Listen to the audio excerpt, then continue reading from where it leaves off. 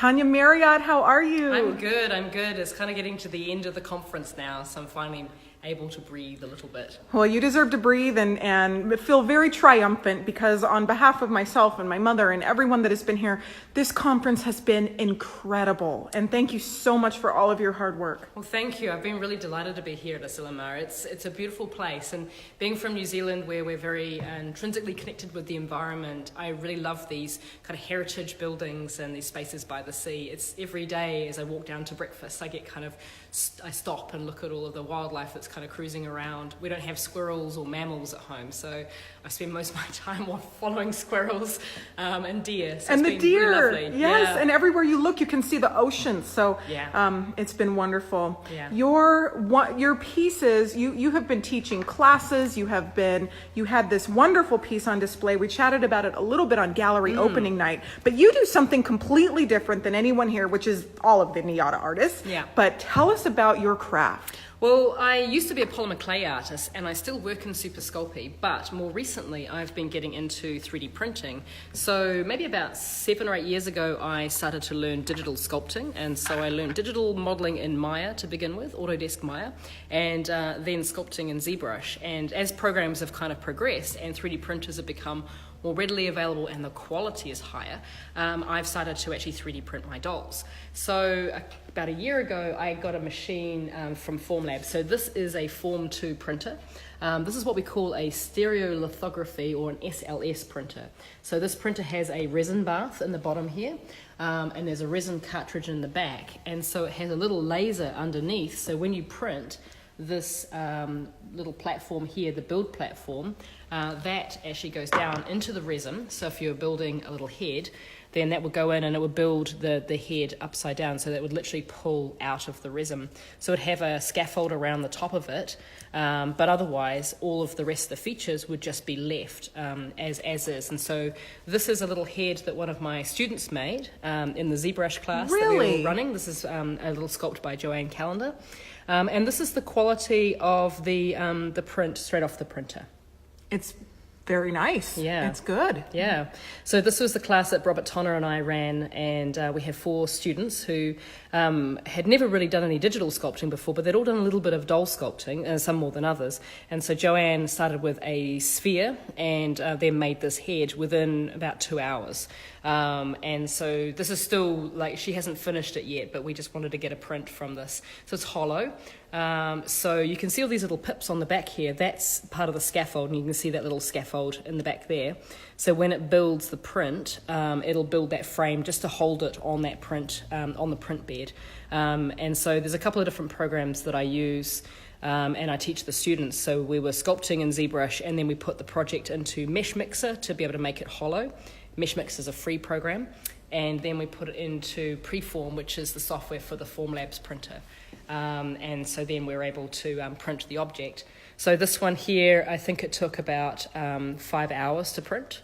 So it's printing micron layers all the way up. And so these are some of the other little, this was one by Pat Lillick. That's incredible. And this is another one, this is an earlier piece. It's actually the head, that you get a basic head in ZBrush. And so Joanne's just adjusted it slightly and then made her little head from there.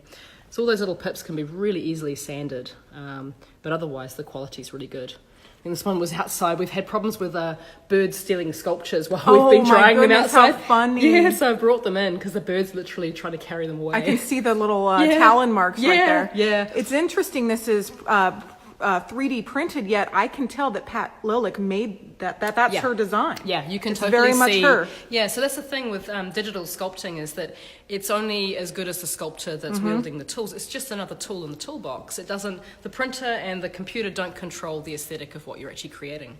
So I just want to do a big shout out to Formlabs, who are based in Boston. I emailed them and I said to them, "Hey, I'm running this class with Robert Tonner. How about you send us a printer?" And they were like, "Sure." Yeah, and they sent this all the way from Boston. Free cartridge of resin for the students to use, and so they've lent us this amazing printer, and this is a $5,000 printer, so it's not a cheap toy, And I'm just so delighted that they were able to do that. What an opportunity. That Yeah. was so nice of them. So I'm really privileged. I have one of these printers at home. I got a scholarship a few years ago and I blew it all on a printer. That's a good investment. Revolutionized all of my doll making. So this year, every doll that I brought to the conference was 3D printed in resin. It's just incredible. Yeah. How do you get the color? So this one, this particular printer can print in colour, but just one colour at a time.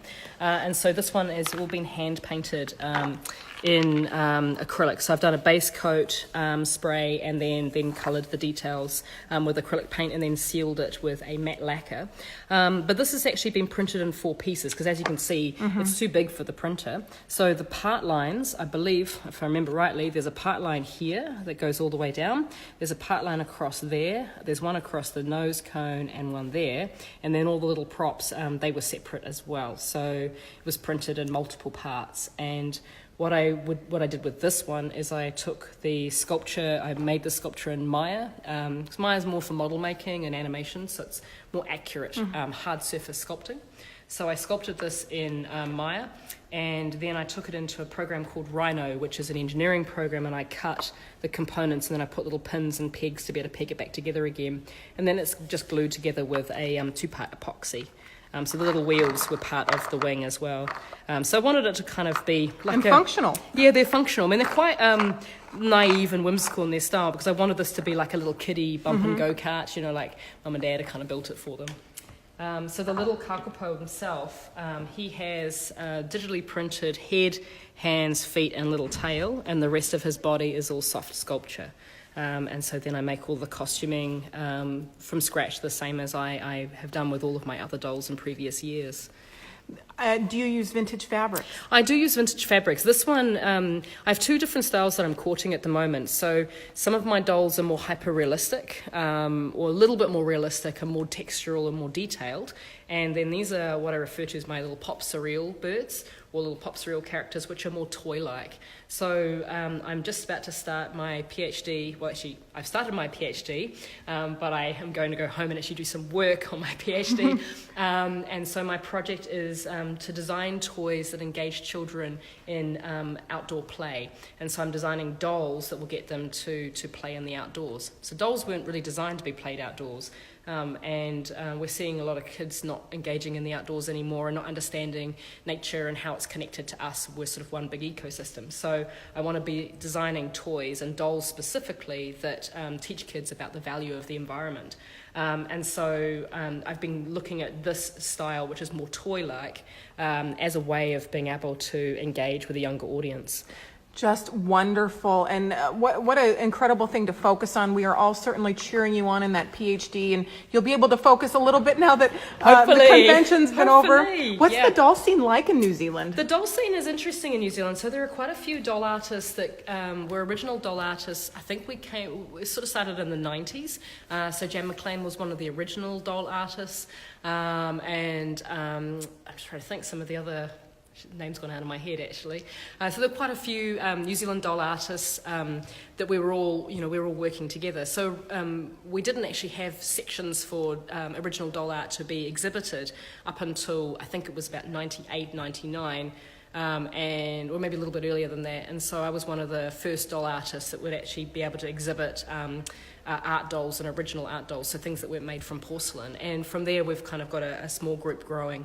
But I'm seeing more dolls being made by people connected with the film industry, interested in science fiction and fantasy, interested in anime, manga, or ball-jointed dolls, or people who are looking at anthropomorphic characters. So they are doll artists, but they don't call themselves doll artists. So we're seeing quite a shift in the type of work that's being created. So they're using a really diverse set of media and materials. These artists are exhibiting their work in galleries and museums, and so they've sort of taken doll and they've transcended that gap into museum and art spaces. And so I think that's something that I find really wonderful about being at home. I'm really active in a science fiction and fantasy group called White Cloud Worlds.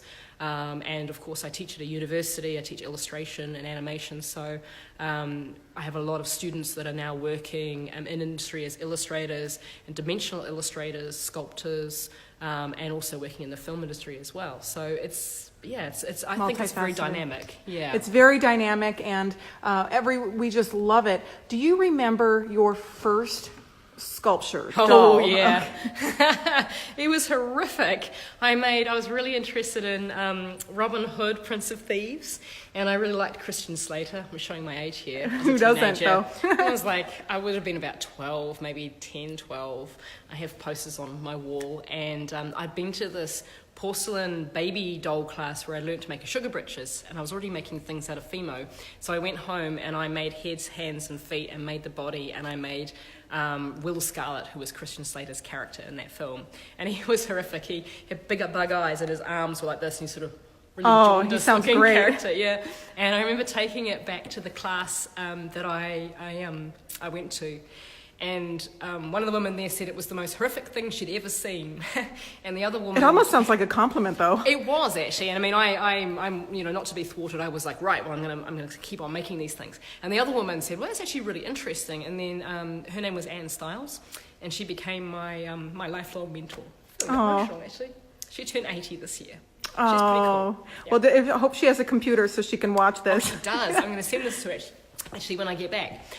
So she's been instrumental in kind of putting me forwards, helping advocate for original doll art within the New Zealand scene, and running these kind of rogue doll shows when the scene wasn't quite conducive to original doll artists. Right. So. And everyone needs a mentor and that person that they can look up to that says, hey, I believe in you. Yeah. I know that you can do this. And I think that's one of the things that has been happening here, left and right, is these artists are leaning on each other and they're propping each other up, and they're saying, here's what I love about this. Here's how you can improve it. Absolutely. I I have many mentors. I have mentors within my research, and I have mentors in my family. My mum was incredibly instrumental as well. She taught me to sew at a really young age and encouraged me and would take me to all my doll shows and drag my dolls around the place. And, she's always been there, and my dad as well.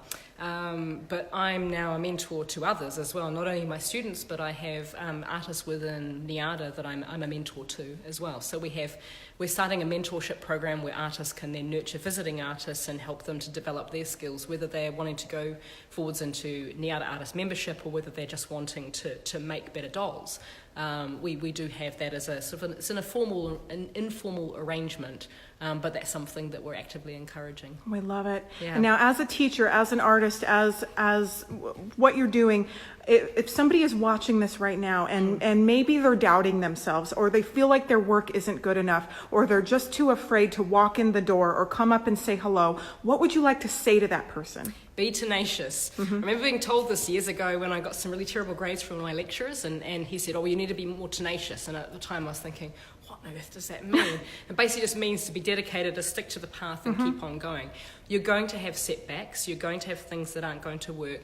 Take on the feedback and the critique that you're getting. Don't see it as a negative. See it as something that you can build on and you can develop from there. And to just never give up. Keep on going. The amount of times that I've had, I sent some dolls to a show years ago, and they didn't even exhibit them. They sent them back in the box with a little note saying, too gruesome to show. This is when I was making lots of fantasy dolls with blood and things, and I could have stopped then, but I just kept on pursuing. Trying to get into different companies to do sculptural work. When I was trying to get into Weta, or when I was trying to get into Aardman's, I was really cheeky, and I would, work out sneaky ways of getting my work in front of the right people, and it pays off. So you've really got to be committed to your craft and committed to your work, but you've also got to be really open to that feedback, which will enable you to improve and get better. Any one of us, doesn't matter what level we're in, we can always improve. There's always, another horizon further on that we can go to. And that's the mission of NIADA. Yeah, is absolutely. Improving, getting together, getting the craft out there, and bettering ourselves. Yep. Is NIADA and the conventions and the events that happen, is it limited to just artists? No, it's not actually. So we have quite an active group of artists. We also have visiting artists who are up-and-coming artists. Maybe they've made one doll, maybe they've made many dolls, but they want to come and mix with other people making original art dolls. Then we also have patrons who actively support the organisation. They but they buy the work, they seek out opportunities for artists, and they're really interested in learning more about the history and the reasons for why we design. We also have academic and honorary members who write books about the work that we do, and who organise lecture series and document the work so that it's available for future audiences. Thank you so much, Tanya. Thank you for allowing us to be here and for all of the hard work you've done. You've touched so many people through your classes and through your hard work and your kind words that you have put out into the world. You should just be so proud of the work you've accomplished here. Thank you so much. Thank you. Have a great day. Will do. Bye-bye.